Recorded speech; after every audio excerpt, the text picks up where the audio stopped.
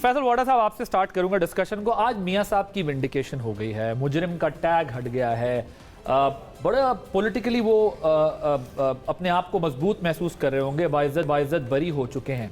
लेकिन ज़ाहिर वो मुसलसल ज़्यादतियों का भी एक इशारा देते रहे, मेरे साथ ज़्यादतियाँ हुई हैं, अब मेरे केसेस ख़त्म हो रहे हैं, लेकिन पॉलिटिकली वो गेन कर गए या डैमेज हो रहा है? Your take on. बहुत शुक्रिया आदिल साहब। देखिए, सबसे पहले तो ये कि ये बड़ा ही अनफॉर्चुनेट है जो हम तमाशा देख रहे हैं पिछले 65 साल से। अगर आज वो बरी हो गए हैं नवाज शरीफ साहब, तो फिर उस वक्त गलत किया गया था। अगर उस वक्त गलत किया गया था तो उसकी सज़ा कौन मुतय्यन करेगा जिन्होंने उस वक्त फैसला गलत दिया था? ठीक बात है। और अगर आज सही है तो वो उसका हिसाब करें, और अगर आज गलत है तो इसका हिसाब क्या अगले आने वाले करेंगे। तो पहले 4 वाले डिस्क्वालीफाई करेंगे, फिर 6 वाले क्वालिफाई करेंगे, फिर 7 वाले डिस्क्वालीफाई करेंगे, फिर ये हम खेल खेलते रहेंगे। फिर आपने इमरान खान साहब के टाइम पे भी देखा कि कनपट्टी या बंदूक रख के 12 बजे अदालती निज़ाम खुल जाता है और कहा जाता है बाय फोर्स के करो, और फिर एक हटा दिया जाता है उस गवर्नमेंट को। वो भी किसी का डोमेन नहीं था। फिर उसके बाद सिंपैथी ग्राउंड के ऊपर उनके नहीं, हटा कैसे दिया? कैसे डोमेन नहीं था सर? आर्टिकल 5 अप्लाई कर दिया था, पार्लियामेंट को आपने पूरी की पूरी गद्दार डिक्लेयर कर दिया था। पॉलिटिकल राइट है, मैं पॉलिटिक्स के अंदर क्या करूं, असेंबली के अंदर बैठ के पॉलिटिकल गिमरी की क्या करूं, क्या प्लस करूं, क्या माइनस करूं। आप मुझे पाबंद कर देते तो पाबंद करने का मतलब ये है कि आप बाय फोर्स ही करा रहे ना। अगर उसने हमें पाबंद नहीं करते। पार्लियामेंट में आप जो दिल चाहे करें, लेकिन अगर आप आइन और कानून की कोई खिलाफ वर्जी करेंगे तो अदालतें इसी काम के लिए बनी। मेरी बात सुने, इंटरप्रिटेशन जो है ना उसकी, हर कानून की कोर्ट्स की अपनी इज्जत है। आप कह रहे हैं वोट ऑफ नो कॉन्फिडेंस गलत था? वोट ऑफ नो कॉन्फिडेंस के अंदर हम डिले कर सकते थे, हमारे पास बहुत सारे टैक्टिक्स थे, पॉलिटिकल थे, लीगल थे, लेकिन हमें पाबंद कर दिया। फिर जहाँ सजाएं देनी थी वहाँ सिंपैथी दिखाना शुरू कर दी। फिर आपने जरदारी साहब को 14-11 साल जेल में रखा, किस खाते में रखा, फिर उनको रिवर्स करा के फिर उनको प्रेसिडेंसी में ले गए। फिर भुट्टो का कत्ल हो गया, भुट्टो साहब को कत्ल कर दिया। आप कह रहे वो फैसला गलत था, तो भाई भुट्टो साहब को जिंदा करो। कैसे जिंदा करोगे? जिनके फैसले आपने गलत किए उनकी सजाएं कौन मुतय्यन करेगा? आप रेकोडेक के अंदर आए, आपने फैसले दिए, अरबों रुपए का डॉलर्स का नुकसान पाकिस्तान को दे दिया, उसका मुआवजा कौन भरेगा? फिर आपने नस्ला टावर गिरा दिया। नस्ला टावर में बेगुनाह जो लोगों ने अपनी जमा पूंजियां लगा के घर खरीदा, 15-17 इमारतें खड़ी हुई, सब सो रहे थे उस वक्त, आपने गिरा दिया। जिसने पास किया, जिसने एनओसी दी, जिस डिपार्टमेंट ने दी, जिस मिनिस्टर के नीचे थी, जिसकी लीडरशिप थी, जिसका सूबा था, उसका आपने कुछ नहीं, उनको तितर बितर सड़कों पे बेमददगार कर दिया, उनके बच्चे की ऐस तैस कर दी। उनका अजाला कौन देगा? आप सादिक अमीन का सर्टिफिकेट दे रहे, सादिक अमीन का सर्टिफिकेट देने के जिनके ऊपर इल्जाम हैं वो मरूज़बा होते नहीं है, वो दूसरों को सर्टिफिकेट देने चले जाते हैं। आप PIA की निजगारी होती है, आप खड़े होते हैं। स्टील मिल का नुकसान होता है अरबों रुपए का, आप खड़े होते हैं। हर काम में तो फिर अगर अदालतें खड़ी हो रही है और निज़ाम खड़ा हो रहा है तो 140 पे नंबर पर हम क्यों खड़े हुए? और गरीब को आप इंसाफ क्यों नहीं दे? नूर मुकद्दम का फैसला आप क्यों नहीं कर रहे? जिन पीरों ने बच्ची को रेप किया है, कत्ल किया है, तो जिन्होंने पाकिस्तान की बर्बादी, नुकसानात, गलत फैसले आज से पहले से लेके आज तक किए, उसका अजाला कौन भरेगा और उसका मुतय्यन कैसे करेंगे हम?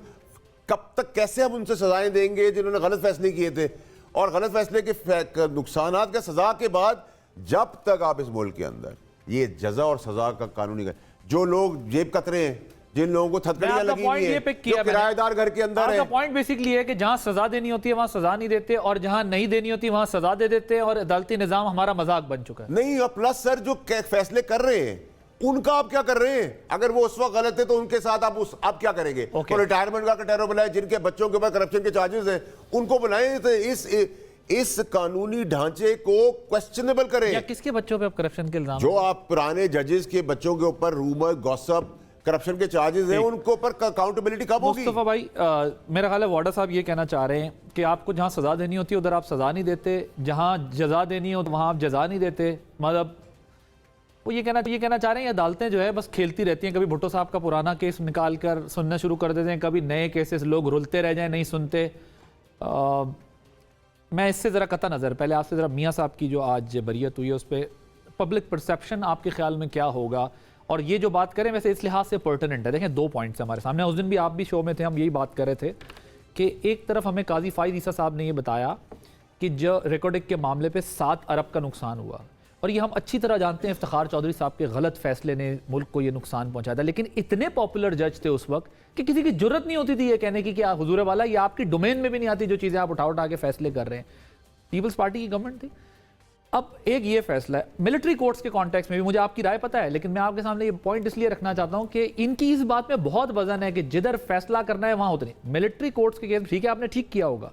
क्या आपने बताया कि हमें जो 40-50 साल तक जजेस जिम्मेदार हैं, चीफ जस्टिस समेत पिछले, कि जो ये सब सजाएं होने देते रहे और मुल्क आज यहां तक पहुंच गया, पता नहीं कितने हजार लोगों को सजाएं होकर अब आपको पता चला कि यार ये सारा कुछ है।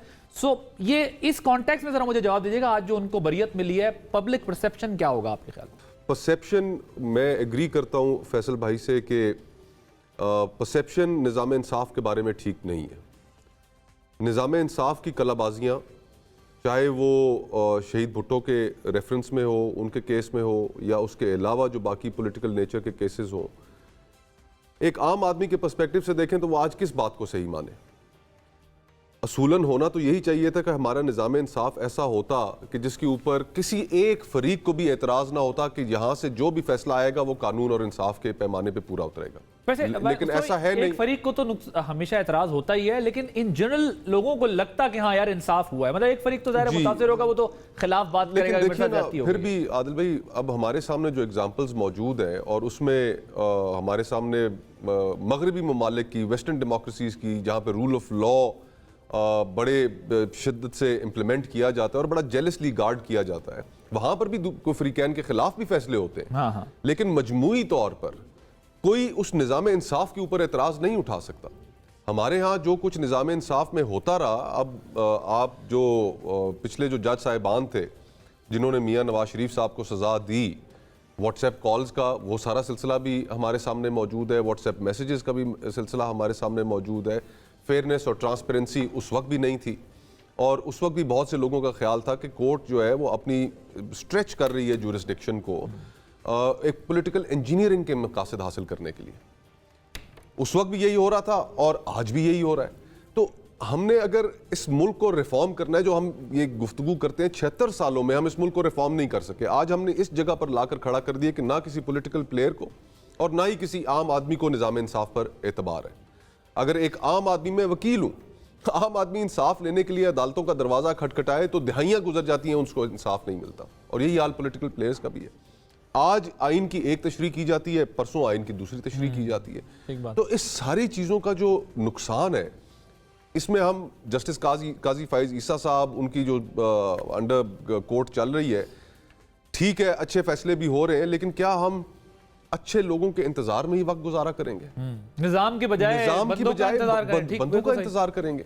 अब काजी फाइज ईसा साहब अगर 76 साल, अब 50 सालों बाद अगर जुल्फकार अली भुट्टो का केस उठा रहे हैं, एक हिस्टोरिकल जो मिस कैरेज ऑफ जस्टिस हुआ है उसको करेक्ट करने की कोशिश कर रहे हैं, तो क्या फिर हम अगले 50 साल भी इंतजार में बैठ जाएंगे कि जो और गलतियां हुई हैं उनको ठीक करने के लिए कोई शख्स आ जाए? निज़ाम को इतना मजबूत होना चाहिए कि शख्सियात उसमें नहीं मैटर करनी चाहिए। इफ्तिखार चौधरी साहब का आपने एग्जाम्पल दिया, इफ्तिखार चौधरी साहब उस निज़ाम की कमजोरी की वजह से 184(3) को उन्होंने मजाक बना लिया। वाइन की जो बोतल थी उसके ऊपर भी वो सुप्रीम कोर्ट पूरी की पूरी बैठ जाती थी, रिको डेक के ऊपर भी बैठी, और billions of dollars tax payer का पैसा हमें जुर्मानों में अदा करना पड़ा। तो ये अब इसमें अल्टीमेटली मेरा व्यू तो ये है बतौर एक वकील के भी, कि जो इंडिपेंडेंस ऑफ जुडिशरी, हमेशा जुडिशरी अपने आप को उस पैराए में प्रोटेक्ट करने की कोशिश करती है। मेरे ख्याल से वो कॉन्सेप्ट जो है हमारी जुडिशरी ने खुद डिफीट किया है, डेकेड्स के ऊपर डिफीट किया है, और अब एज पार्लियामेंट को चाहिए जी कि उसको एड्रेस करे। एक मिथ थी, जिस तरह इंडिया के अंदर वहाँ पर पार्लियामेंट के पास ये इख्तियार हासिल है कि वो किसी भी जज को, सुपीरियर कोर्ट के जज को, पार्लियामेंट एक 2/3 मेजॉरिटी के साथ अगर कोई मिसकॉन्डक्ट होता है या कोई ऐसा इल्जाम लगता है तो पार्लियामेंट हटाने का इख्तियार रखती है। ये इख्तियार पार्लियामेंट को यहाँ पर पाकिस्तान में भी देना पड़ेगा।